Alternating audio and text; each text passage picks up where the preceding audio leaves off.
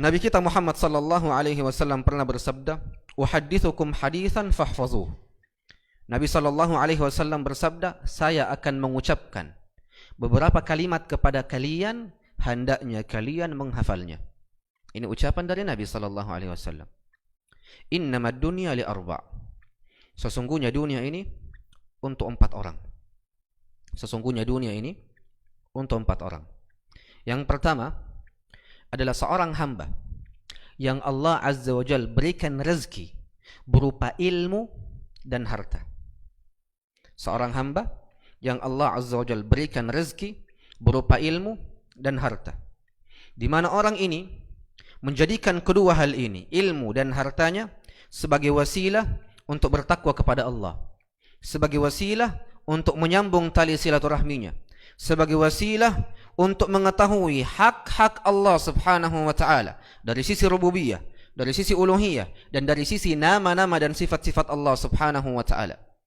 Maka kata Nabi kita Muhammad sallallahu alaihi wasallam, "Fahadha bi afdalil manazil." Maka orang ini adalah orang yang memiliki kedudukan tertinggi dari sisi dunia.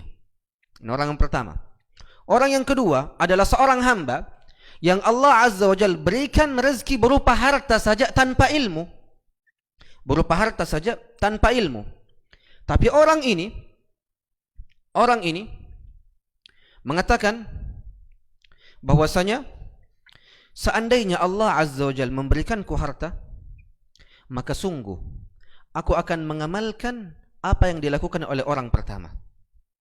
Maka golongan yang kedua adalah seorang hamba yang diberikan ilmu bukan harta, yang dimana orang ini berkata, seandainya Allah juga memberikanku harta, maka saya akan melakukan hal yang sama yang dilakukan oleh orang yang pertama. Sehingga karena niatnya ini, orang yang pertama dan orang yang kedua memiliki pahala dan ganjaran yang sama. Adapun kelompok yang ketiga, orang yang ketiga adalah seorang hamba yang diberikan harta tapi tidak ada ilmunya, sehingga dia pun tidak mengetahui kemanakah harta ini harus saya infakkan, sehingga dia salah di dalam menginfakkan hartanya, menghabiskan hartanya dengan foya-foya tanpa dibangun di atas pondasi ilmu. Maka orang ini adalah orang yang rugi dunia beserta akhiratnya. Adapun orang yang keempat, orang yang tidak diberikan oleh Allah tidak harta dan tidak pula ilmu.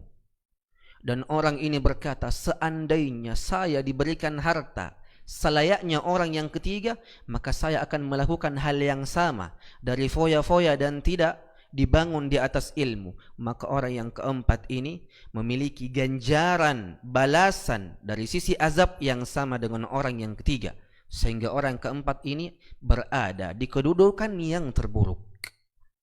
4 macam orang yang Allah Azza wa Jalla berikan rezeki dari sisi dunia ini.